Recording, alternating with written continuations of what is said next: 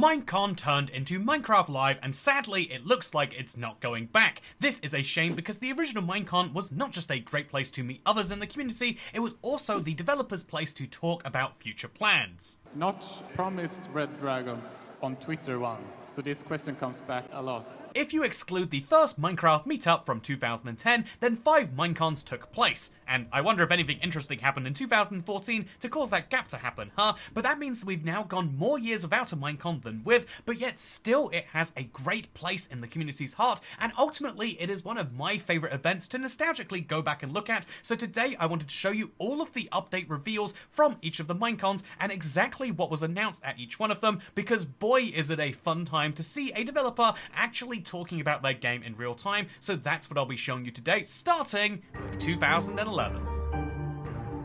Minecon 2011 was hectic, as it was the first time they had planned an event of this scale. Everyone, because it's a lot of young people, they're running, they're like trampling each other on the escalators. But it's also the big release of the game, and there was no update to reveal because that update had been in progress as 1.9 beta for quite a few months at that point, but now Minecraft was officially out. Or rather, now Minecraft was officially out. And so it wasn't until the next year that we got our first exciting update reveal from a Minecon.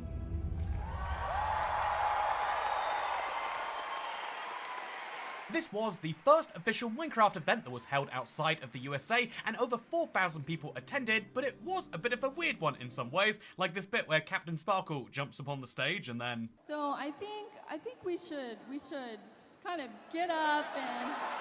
This was a bit of a promotion for Minecraft style, which was apparently exactly what people were watching at the time. Man, Minecraft YouTube has gone through some weird places, but what's also gone through some weird places is the Minecraft development itself, because at this year's Minecon, they did a panel to talk about the future of the game, and I am just floored by one of the first things Jeb says. Welcome to the Future of Minecraft panel. We who are sitting here on stage are the core of the PC version, a core development team for the PC version of Minecraft. That is wild. I had to listen a couple times just to make sure I got it right. The core of the Minecraft PC development team, the people making the game, is just 4 people on a stage, and that is crazy when you think about the scale by comparison now. Everything up until 1.4 Minecraft had been made with about 4-ish people working on it. One of them later confirms that he's actually mostly working on bugs, and so really you have 3 people there, and you'll recognize those 3. This is Jeb, this is Dinnerbone, and this is Eric Bros, also known as Grum. That's why we had to flip him around to make this make sense. Anyway, these 3 Minecraft developers are here to talk about the Future of Minecraft. They started with a brief description of the last few updates, clarifying that most of them hadn't been named or focused, with the big exceptions being the Halloween update, the Adventure update, and most recently, the Pretty Scary update, with this last one in particular teaching them something valuable about development for the game. Well, what we learned from this was it's much more fun, and it's actually better to focus on what you want to do with an update than just to pick random features. So our plan is to have more focused ones. I'm sure that many of you who has been playing a long time know is that we have kind of slowed down how frequently we release updates. But our ambition is to have one major update out every 2 months. In case you're curious about his prediction of every 2 months, let's go through the updates that released just before and just after that prediction. From 1.2 to 1.3 was a 5-month gap. From 1.3 to 1.4 was a 2-month gap, although if we actually look at the dates, that's 2 months and 24 days. And then from 1.4 to 1.5 was about 5 months again. And so sadly, this is a case of them wanting to release more updates than they ever did. However, the update that released after this Minecraft Live was announced right here, and it was... The Redstone update.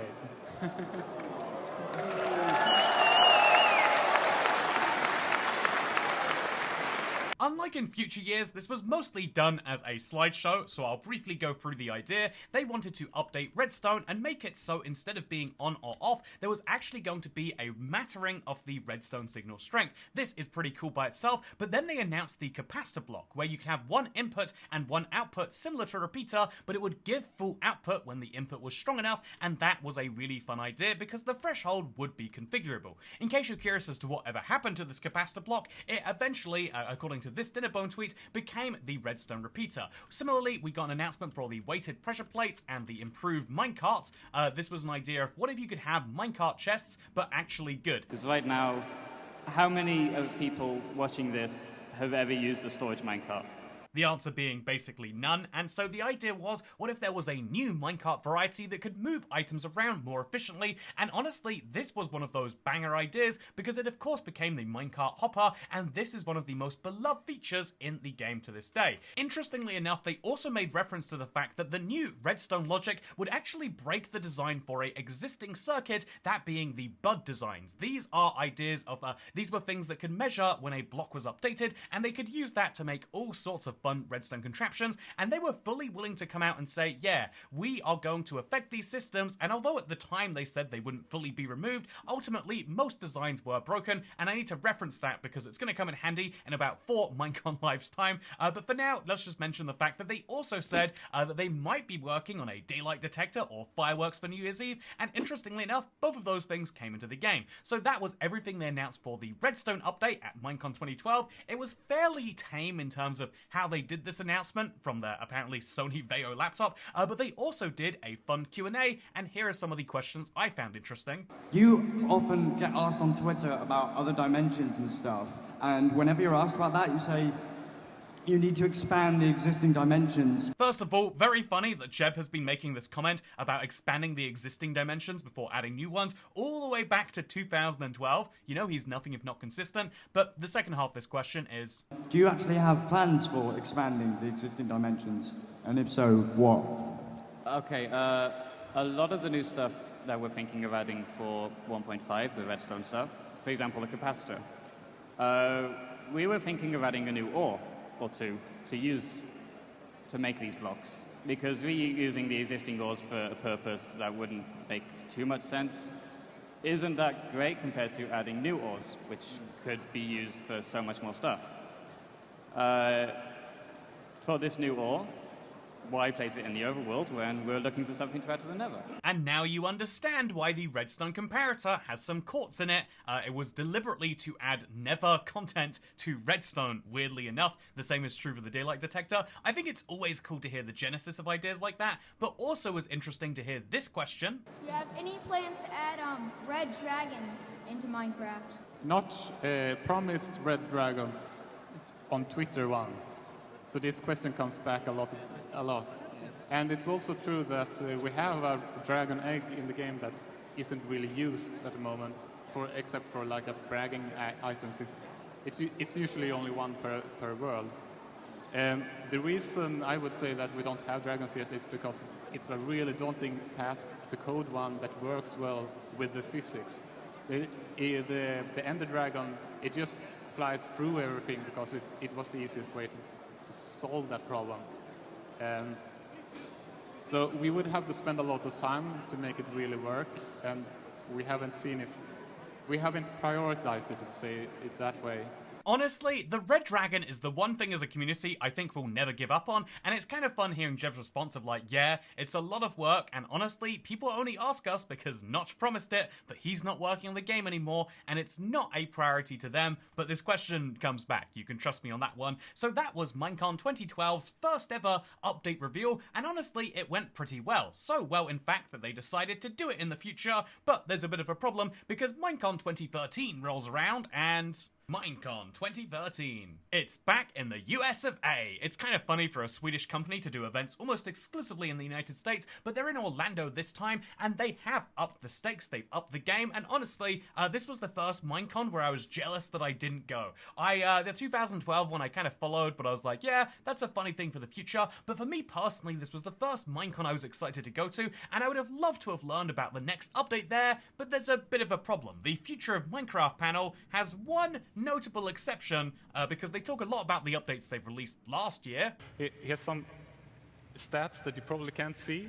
This shows the number of lines of code that actually changed in a given update, and as you can see, it's pretty crazy just how much bigger 1.6 and 1.7 were relative to 1.4 and 1.5. This is kind of matched by community sentiment too. Sure, they didn't meet their goal of an update every 2 months, but it was close to an update every 3, and that isn't too awful, I guess. And so yeah, they spent a lot of the time in this year's Future of Minecraft talking about the previous updates, spending entire slides talking about that, and then when it came to 1.7, they were very excited about this update they just released. But what about 1.8? Well, the answer is that 1.8 was clearly in such early development that they didn't have anything to show, because 1.8 was going to be almost a year away and 1.7 had just finished, and so there wasn't really a lot of a new update to show. Instead, they focused on the kind of non-Minecraft update related things, such as scoreboards, and interestingly also, the new launcher, what we probably nowadays know as the old launcher. But interestingly, this allowed you to go back to old versions for the first time, including what Mojang described as... And this is a seriously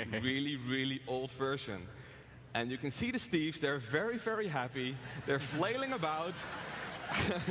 I've got to say, I love the applause that old Minecraft gets, or I guess I should technically say old cave game, or I guess I should really say, based on the window here, old game. But I love what this gets because it is just a beautiful thing to play older versions, and I love that even in 2013, when those older versions were comparatively less old, they were still appreciated. Anyway, yeah, one of the other things that they talk about coming as very soon is a plugin API, and I guess bad news for you if you're watching this video in 2024, this never actually came to be. The idea was meant to be that mods could just plug straight into Minecraft without requiring launchers, but here we are 11 years later, and that isn't possible, at least not anywhere outside of Bedrock, where you could argue that the plugin API was successfully implemented. But yeah, this is where they announced the Mog Miner was also joining the team, and I thought it was really interesting the way he introduced himself.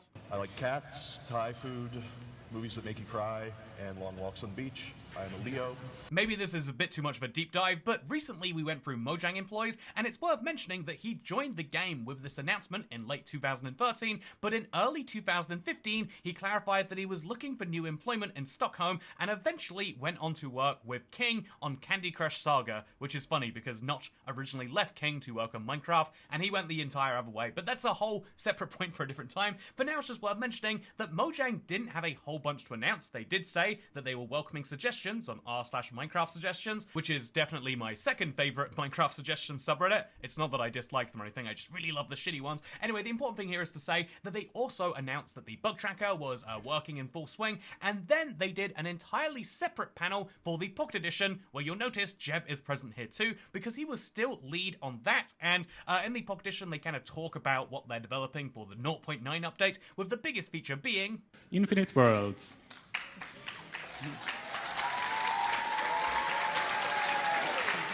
To be fair, that was mind-blowing for Pocket Edition players at the time. I remember I was streaming a lot of Minecraft on the iPad of all places for weird contractual reasons at the time, and yeah, as a result, I was mind-blown to go into my world and just see that it's suddenly become infinite, and it was one of the great things they were working on because Pocket Edition was really receiving a lot of support here, and so an interesting, there's a lot of questions that got answered here as well for a Q&A, but here's the one I find to be most fascinating. How closely does the Pocket Edition features follow the PC version, and will they ever be compatible in the future? We've been talking about this before, and it's very unlikely that they ever will be fully compatible. So we're not trying to achieve that. This is something that I think anyone outside of the marketing department at Xbox can tell you. Although the Pocket Edition version of the game, also known as Bedrock nowadays, and the Java Edition can get closer and closer, they can never reach true parity, and instead that is just a marketing exercise to allow them to have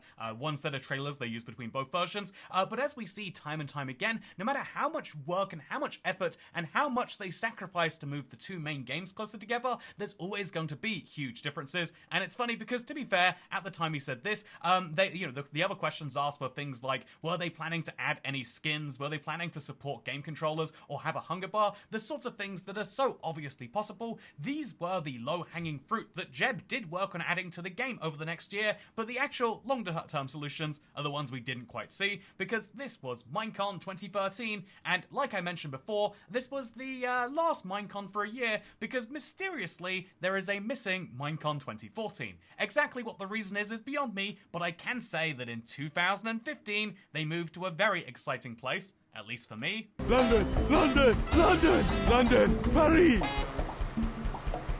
London, London, London! This was the opening for Minecon 2015, and I've got to say, Elements Animation made a great addition, especially with silly moments like this one. You alright, mate? You need any help? What? I said you need any help, mate. Sorry, I don't speak your language. Jokes aside though, I think one of the weird side effects of spending a year without a Minecon, and indeed spending a year in turmoil as a studio, is that they came out of it realizing just how big Minecraft truly was. Every year, Minecraft was selling more copies than the last, and this meant that the game was slowly and gradually rising, but with 2 years between Minecons, they clearly stepped things up a lot, with every single feature getting a lot bigger, such as this being the intro to their upcoming features panel. Hello, Minecon 2015! Hello! That is Owen Jones, a new hire by Mojang, specifically designed to help with creative communications, and he is there in addition to the developers this year to help smooth things over more or less, and it means that the panel flows just that little bit better. But we still have Dinnerbone and Jeb on stage, meaning we get fun moments like this being the first reveal. Dragons, yes. We like dragons. Do you like dragons? Absolutely. Do you guys like dragons? I don't think they like dragons. I've heard on the grapevine that we are making some changes to the way that the Ender Dragon fight might happen at the end of the game. Could be. Yeah. It's no secret. I'm pretty sure everyone in this audience would agree. The Ender Dragon fight right now in PC Edition is not a fight. It is, you go to the end, you break a few blocks, and then you hit him over the head a couple of times. Is that a fight? I don't think so.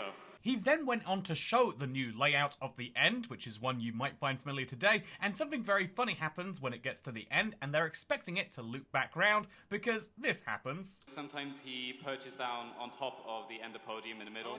Oh no! Spoilers! Don't look. We are professionals, don't worry. It's the VLC playlist.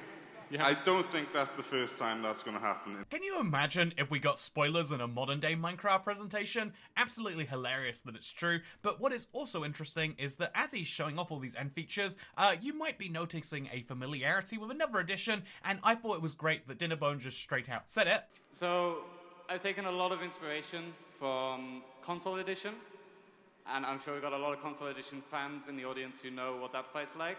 Fun fact, yes, they actually did have a lot of Console Edition fans in the audience, and here is my proof for it. I was actually in that audience for that panel. You can see here, I've got a very blurred photo of Big B jumping into frame. But yeah, myself and a bunch of other Console Edition YouTubers were actually at this event and were watching, and so I felt very, very seen at that particular moment. However, it is at this point we need to go into exactly what they are changing about the end more broadly, because the Ender Dragon fight got some changes, that's really nice, etc. But what Jeb revealed here was mind-blowing because... So we wanted to expand the end and make it infinite like the other dimensions. However, to retain the end as a boss dimension, Jeb clarified that... In order to reach these islands, you will still have to defeat the Ender Dragon, and it will give you a new kind of portal. The new thing is called the End Gateway. Because otherwise we've already got an end portal, and we were internally referring it to the end portal, which is really weird. So it's the end gateway, there we go. This is the most thematic, but also the most annoying portal. It has to be said the one wide thing has tripped me up multiple times, but it was in fact in this very original design, and when you go through it, you arrive at one of these places. Here was the Minecraft community first learning about what's on the other side. Yeah, so I recorded this with a potato. That's a massive spoiler for a late part of the presentation, Jens. When you reach these other islands, you will find this curious new environment, and we have added a new dungeon, which currently goes under the name of the End City. That's the programmer name, and they have a tendency to stick. It's funny that the End City was genuinely just meant as a placeholder name, and then 1.9 came out and they hadn't changed it yet. But this is true for lots of things in Minecraft, for better and for worse, and I honestly think it's one of the charming things about the game. What they also showed off was the chorus fruit. If you haven't seen these, it's very fun. When you break the bottom, the entire thing breaks. Everyone seemed to enjoy that. I love that. So now I'm collecting a bunch of chorus fruit. You actually need to reach for the flowers that are in the top. But I will let you explore this on your own when you get a chance to try the first 1.9 snapshot. That will be released very soon. Soon. This was especially exciting for Java players given the context that 2015 was a bit of an off year for Mojang. Honestly, you could argue 2014 was too. It meant that 1.9 was the longest development cycle they've ever had for an update, and also the longest time before any snapshots came out, and so learning that even though it'd been almost a full year since the last update had come out, and therefore since the last snapshot, and so even though we were well looked after on the console edition and POG edition, people felt the same. I met a few of them there. This was a breath of fresh air for anyone who was excited for a Java update, and so when Jeb announced he'd be sharing even more, it got even more exciting. And because they are like a block mob, I wanted the projectiles to also follow more or less the block world of Minecraft. You can see here in this fun little demo that that is actually true, and I've never realized this about shulkers, that because they are kind of a block, they follow the grid of Minecraft, going at weird 90-degree angles like this. It just is something that has never clicked with me until just now, and that's what I love about hearing developers explain their ideas. I can learn about an update that came out 9 years ago now, specifically because a developer is explaining it rather than a PR person. Similarly, there's just something beautiful about watching raw gameplay like this. And watching that happen in real time, followed by the crowd reaction of... Yeah, so that's what... Cool. That's cool. Honestly, it's kind of cool hearing developers talk real about features and then having that kind of live reaction, as we saw when they announced the dual wielding. I've got you covered. Nice. This was a revolution at the time, and although sadly it's never come to the Bedrock edition, largely because of concerns about combat, funnily enough, Dinnerbone right here makes the biggest argument as to why it should come anyway. The main benefits to this don't just impact combat. If you're mining in a cave, you've got a pickaxe and torch, for example, you can light things up while you're mining. If you're fighting people in combat, you can have a potion or a golden apple in your offhand. What I would give to be able to put any item in my offhand on Bedrock, as opposed to the free we can right now. Anyway, he rounds up his point by saying... So you can drink while you're fighting. I mean, that's really ineffective, but you can do that. We're not going to stop you from doing that. He should know better than coming to the UK of all places and then implying that drinking and fighting don't go hand in hand. Anyway, my point here is to say that this was a really cool reveal of the new combat. They also, for the first time ever here, revealed the shield, although it's just a single screenshot, as you can see. And it's funny because I feel like this shield looks basically the exact same as the shield that we have today, that again took many years to add to Bedrock, and that was the kind of end of reveals about this update, except for the new arrow types, which Dinnerbone had hinted at earlier, but which he showed off. There are going to be spectral arrows as well as tipped potion arrows, and the reason as to why these exist was explained really elegantly right here. I'm personally not happy with how potions are balanced, especially splash potions. I'm sure you guys have tried them. You throw a splash potion of poison on someone, and you hit yourself. And you're, oh no. Very validating to know it's not just me and that Minecraft developers have this exact same problem too. But yeah, this is what they showed off at Minecon 2015. They also did show off a surprising amount of the Pocket Edition, including the first time in the Nether, and it's always just fun to look at this footage and see the old stonecutter. But yeah, that was Minecon 2015, and I actually have some pictures of my own I'd like to share. They're all really awful. I don't know what my phone camera was at the time, but it really sucks. Here's some pictures of some mushrooms and a bunch of random people in the background, and here is proof. I don't know, like a lot of people say like, wow, Minecon is just for children to go to. Minecraft is a game played exclusively by children. But I have a little video of the event that I entirely forgot till just now. This was the first time I'd ever been in front of, what are they called? Pyromaniacs? Pyrotechnics? This was mind-blowing to hear, like, see people with flamethrowers and feel warm as it was coming out into the audience.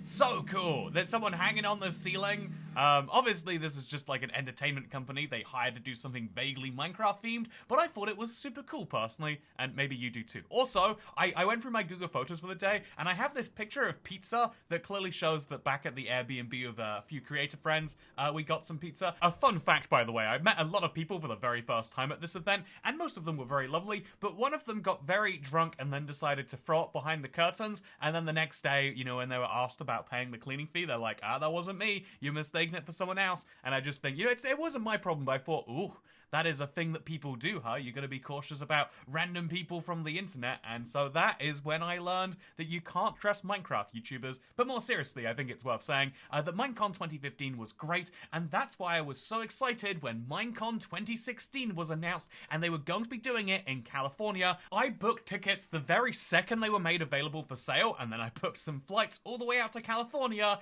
and, you know, I'd love to personally tell you my story of staying in what is commonly known as Skid Row, a very fun area. It says it's Japantown on the map, but just know that there are a large number of homeless people, and it's you know, that's not necessarily a big deal by itself, but it's something that is very shocking if you're coming from the UK, where we don't just say, yeah, there's a portion of the city where we just kind of give up on policing. But anyway, with that said, now let's talk about the event itself, because Minecon 2016. Minecon 2016 was the largest one yet in terms of attendance, and it took place in sunny California, and I guess they took advantage of the actors being there to have this thing. Oh look, they're in Minecraft, but they're in the real world too. I don't know why these opening ceremonies always just feel a little bit off to me. They're trying to be a little bit too grand. Sometimes it makes more sense to be humble, and speaking of humble, let me tell you about the fact that this was the first time I was at a Minecon. Here's me in the thumbnail of this video. But yeah, fun fact, we did a fun little event where YouTubers who had played Minecraft Console Edition played against 4J Studios, who made the very mini games that we were playing. And honestly, it went pretty well for me. I don't know who was taken out. Vince is out. Vince is out. 4G are 1 down. That was a nice kill there by Toyka. So is this your screen there? Is this your screen there? Or which one are you? Hey, get away. They're so focused. Oh no! 4J Steve's done by Toycat. Gotta say, I was slightly disappointed here. I was hoping to go for a full sweep of the 4J team and be the person to kill them all, but I guess I had to take 3 out of 4.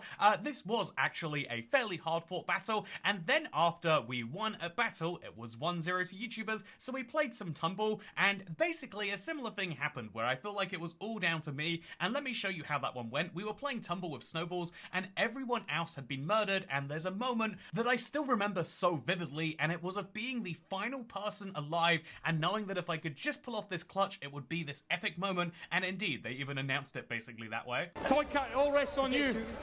The honor of the YouTuber state. No! Yes! Anyway, that's what I was up to at this year's Minecon. I guess I should say in between pestering developers about llamas and everything else like that, because at this point it was a fun joke on the channel that the animal I would like to see most in Minecraft was a llama, and you know, that alongside the thing about bud switches, it's going to come in relevant when you hear about the next update that Minecraft announced here. Welcome to the 1.11 changelog, where we will go through all the new features that will be in the next update of the Java edition. Interestingly enough, the first feature they decided to show from this update was actually cursed enchantments, as they called them, and so here's what that looks like.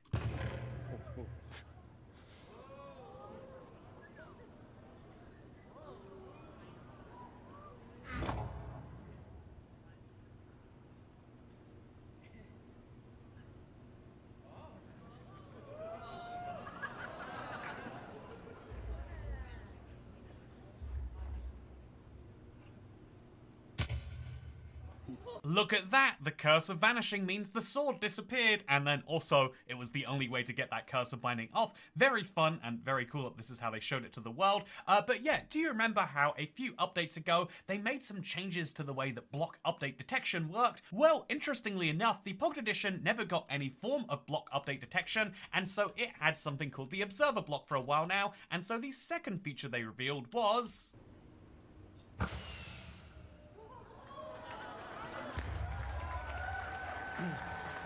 This is the Observer block ported over from the Pocket Edition, although Jeb says that... Although this mimics the behavior of the observer, I can't guarantee that the behavior is exactly the same because the redstone systems are completely different. This was right at the end of the era where Minecraft were allowed to say that Minecraft Java features and Minecraft Pocket Edition features didn't necessarily have to be exactly the same. That is, of course, an announcement they couldn't make anyway now, but it is very useful for people to hear that if they are going to use the Observer on one platform, it might not necessarily be the same as on the other. Anyway, another interesting change that they decided to make was they came back to the end gateways. As you can see, the final version they ended up using was slightly different, but they decided to use these to go out to the end islands to show you the Shulker Shell.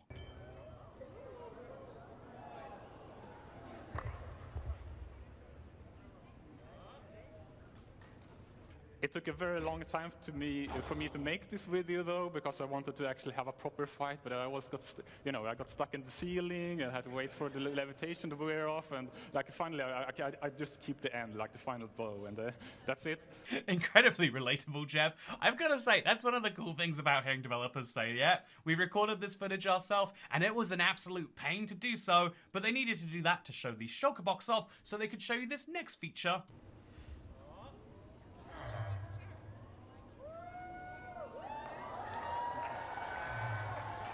Do you hear how excited people are to see this stuff? It's not incredibly overproduced. They don't have some crazy sound effects or some weird actors going through nether portals. It's just someone talking about a game they're passionate about, and boy would I have been excited to learn about shulker boxes this way. I actually didn't, because fun fact, even though I was at this event, I was actually all the way on the other side of it, learning about something to do with the Pocket Edition, or maybe the Console Edition, and so when they revealed this next feature, it was a pretty big deal, because Explorer maps had come to the game for the first time. Buy and sell map-related items, where the two new items are the Ocean Exploration Map and the Woodland Exploration Map. And I will show you what the Woodland Exploration Map is a little bit later. Oh, I love that little tease, like what could you possibly do with a woodland exploration map? What's there to have in the woodland? And ultimately, a part of me felt like, why are you teasing that now? But the thing he showed in the meantime was one of the greatest features ever that's so good that you genuinely forget there was a time before it. That's right, it's the /locate command.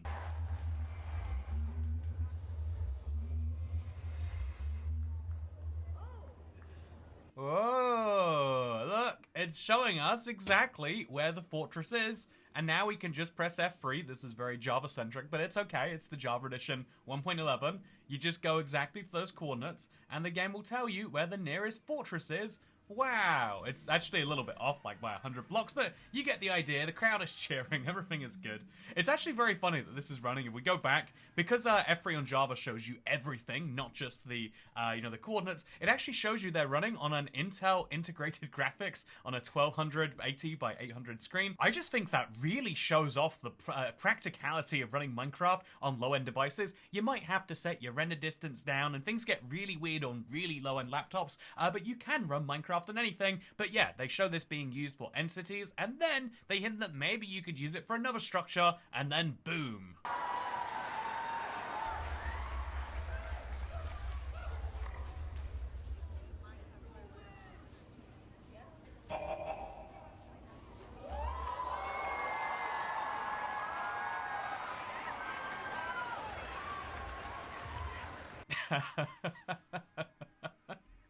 Oh my god. The scale of this thing is just unimaginable compared to every structure that has come before it. And just to see it for the first time, I feel that excitement. Anyway, let's let Jeb explain it best. Yes, we've added a new dungeon. So this woodland mansion is a procedurally generated house with treasures and monsters and a cool location to explore. And it's fairly uncommon, so the best way of finding it is to buy a woodland exploration map from the cartographer. And this dungeon is built with the help of the new template system we have with the structure blocks. Two really interesting things there. One is the fact that this is made with structure blocks. Yes, that's the real purpose for them. I use them to dick around in creative, but you are meant to be using them for structures, and Minecraft itself does use them. But the other is the fact that Jeb just called this a dungeon. Interestingly enough, even though the community often calls this one structure the dungeon, Jeb refers to basically every structure he creates as one, including, you might have noticed last year, the End City. And so that's something really interesting to think about in terms of how Jeb has been creating these structures since the very beginning. They all are meant to be challenges in their own way, and honestly, I feel like the ones that Jeb has the big involvement are the best. I feel like just having a structure that's there is a little bit more bland than a structure that is designed to give you a challenge, and although the Woodland Mansion had all sorts of issues, it is worth mentioning it also brought all sorts of unique features, such as these. I'm sorry, but real quick, why is everyone cheering? Right now, these are just words. There is no understanding of what they mean. These could just be the names of things that are gonna one day kill you, and indeed they are. There is nothing to be worth cheering at, but whatever. I get it. You're excited. There's new features. And what are these new features? Well, Vindicators, I feel like, need no explanation, and the Vexes need a lot of explanation. Why, Jeb, why? And then we've got, of course, the Evoker, which was one of the biggest reasons to come to this structure, because do you know what happens when you kill him? Well, Jeb sure does.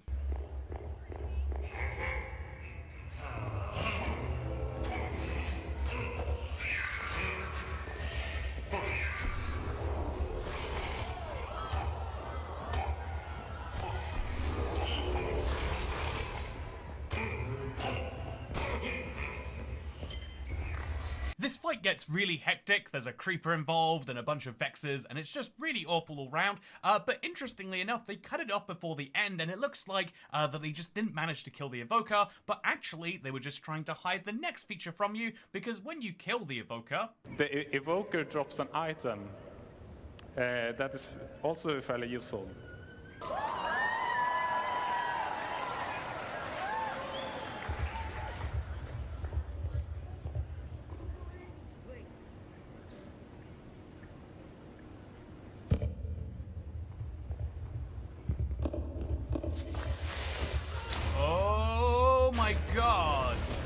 That must be so cool to see for the first time.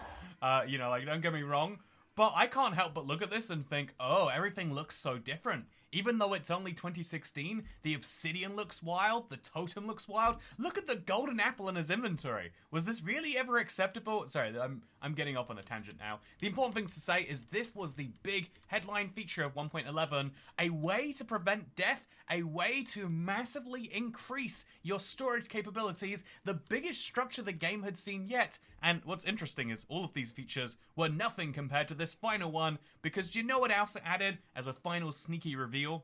We have one more thing.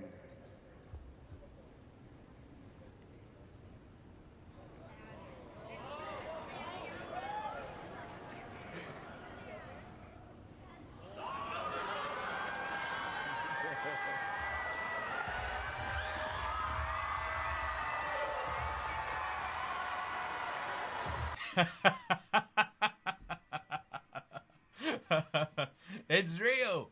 It's here. They added it. After all that time, after all those jokes, after this moment of me kissing a llama, we are finally here with them really in Minecraft. And the only thing cooler than that is the reveal that comes at the very end of the presentation, because keep in mind, this Minecon took place on the 24th to the 25th of September, and so at the end of the presentation, Jeb drops this bombshell. So, Eric and Agnes and Thomas and Sarge, they prepared the snapshot. Everything's ready, like it's press the button. We just need to go back to Stockholm. So you can try out all of these features on Wednesday. And I'm really looking forward to...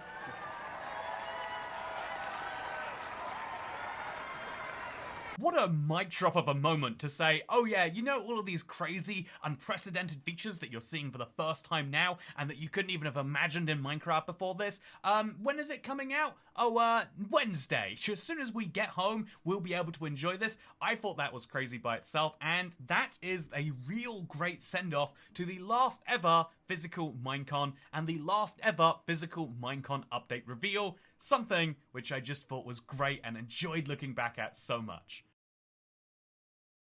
At this point, after watching all of this Minecon nostalgia, I know what you must be thinking, are they going to ever do one in the future? It sure might not look like it, because the last one was in 2016, but that's technically incorrect. The last Minecon was not in 2016, because they did one in 2017, but... Unlike Minecons of the past, we wanted to make this one as inclusive as possible. Instead of one location, we switched things up to make it about celebrating with the Minecrafters near you. That's right, they made it about celebrating with Minecrafters near you by doing the show in a studio somewhere and then just broadcasting it later. And even more awkwardly, they had Will Arnett as a co-host. And honestly, I feel like getting a Hollywood star might have been a fun idea, but he clearly had no idea what the actual... There was no chemistry between them, I guess I should say, with awkward moments like this one. I mean, that is incredible, right? That must be a giant monitor. Oh, you mean from different places? I got it. Sorry. Yep. As someone who loves BoJack Horseman and therefore finds this to be one of the most uncanny things I've ever watched, the show wasn't actually as bad as some people say. I think it was really just an early version of Minecraft Live. They tried a lot of things, but the weirdest bit of all was the main update reveal. They got just Will Arnett and Jeb together on a sofa, almost like a talk show, and then Will Arnett goes off on this weird tangent.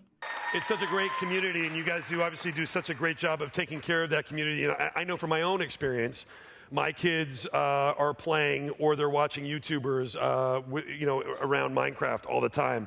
I'm one of those dads who's like, turn it down. Ooh, every time it just hurts a little bit. It's a weird thing to me to get a Hollywood actor and be like, wow, you must be a part of the Minecraft community. And their explanation is like, yeah, my kids watch it all the time and I tell them to turn it down. It's just like, this is one of the things that Minecraft has a hard time shifting the perception of. And it doesn't help if they have multiple people coming out and being like, yep, that is a kid's game and I am just talking to adults who happen to play it. Anyway, the funny thing about this is they decided to reveal the update of this year. If you can recall, it was actually the update Aquatic, and here's what happened when Jeb rolls it onto the screen. So tell us a little bit about some of the...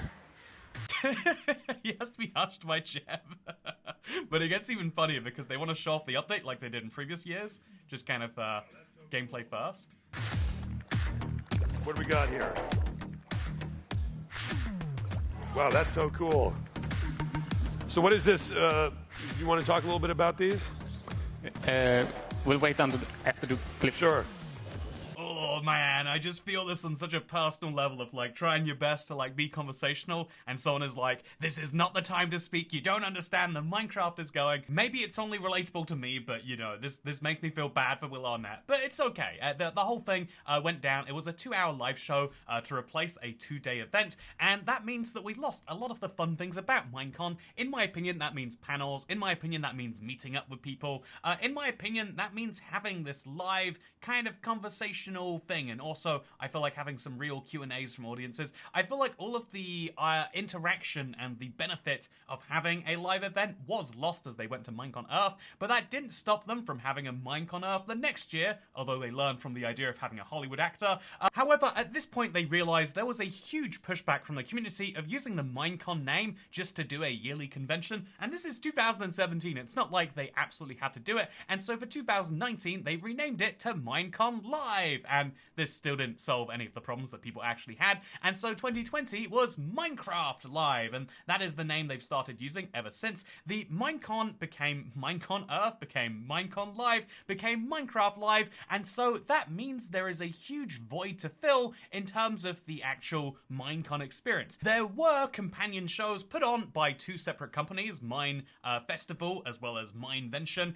Both of these companies started putting on unofficial Minecraft conventions, and they were allowed to be like, it's an unofficial gathering. However, eventually Microsoft did not like this and changed their rules around conventions, saying that you weren't allowed to make money if it was a fan event. In other words, saying that if these guys had costs in, say, renting a venue or anything else like that, they weren't allowed to recover these from people, and so gone are the official Minecraft conventions, gone is anything that is in any way Minecraft related, and so there is no more Minecons Or is there? So even though Minecon officially got changed into a show that got changed into another show that got changed into another show, Minecon therefore isn't coming back, but something called Mine Festival might be. This is one of the fun announcements, by the way. Just while making sure I got the videos and graphics for this video, I actually accidentally typed in Mime Festival, and so I'd like to point out there are still Mime Festivals happening every single year, but Mime Festival was announced as a replacement to Minecon in February of 2020, and oops, that was not the right time to be announcing an in-person event, as it so turns out. I remember I was flying back and forth to the United States to meet my girlfriend at the time, and I remember just the planes getting emptier and emptier, and in the end of February, I was on the world's biggest plane, and I just had the entire deck to myself or with one other person. It was like getting crazy just how few people were flying places. But yeah, did you know they had to postpone the Minecraft Festival? It's entirely unpredictable looking back, but yeah, they said that it would be postponed until further notice due to the impact of COVID-19, and that they would share important details such as the date, time, location, and projected number of enemies in attendance a little closer to the big day. And so while Minecraft Festival might feel like an eternity away, we know that we're using every minute to plan and craft the unforgettable, community-focused block extravaganza that you deserve. We can't wait to open the doors and let you experience it, but until then, stay positive, stay safe, and stay tuned. I have been staying tuned for 4 years now, and for each of those 4 years, we have precisely nothing relating to Minecraft Festival. Honestly, you could probably put this down to the broad post-pandemic attitude that kind of propped up because of how many jobs were shopped during the pandemic, of people realizing like, oh, I don't need to do this. I was kind of choosing to do this the entire time, and Minecraft Festival would be really cool, but it also takes a great deal of time from the people working on it, and so Minecraft Festival is currently in a 4-year development cycle that has no sign of ending anytime too soon, which is a bit of a bummer. Minecraft Live has gone through huge evolutions in that time too, but the Minecraft Festival is clearly going to be waiting some time. If you're curious about the details as of now, it was going to be in Orlando, Florida, which means that 4 of the 6 in-person events will have been held in the United States, if this goes to be true, and the pricing and all of the other details have yet to be announced, but I just have a lot of excitement about the idea that it might do, but it is a distant hope of the future, because I would love to have these honest and frank discussions with developers. I think this is something they could honestly incorporate into Minecraft Live. Let developers, let the people making the things talk. Don't PR explain all over them. I think it's so great when we actually get to hear people who are passionate and people who are making the thing describe the thing to people. Sure, sometimes there are misses, but I think it's better to have 1 in every 5 or 1 in every 10 features maybe not make it the exact way the developer wants, than to not describe a feature in the raw, unfiltered, passionate way that we actually got. This is something I would love to see in the future, but for now, just know there are no future Minecons, and honestly, it's not looking great if you're hoping that there will be, but if you're looking for a Mime Festival, that is still happening every single year. It's at the Barbican, apparently, and if enough of us go, it becomes our festival, right? I'm just saying, this is the closest thing we've got. Please, we've got to do something about this. Maybe if we can just get Mojang to sponsor this festival, they can take it over that way officially too.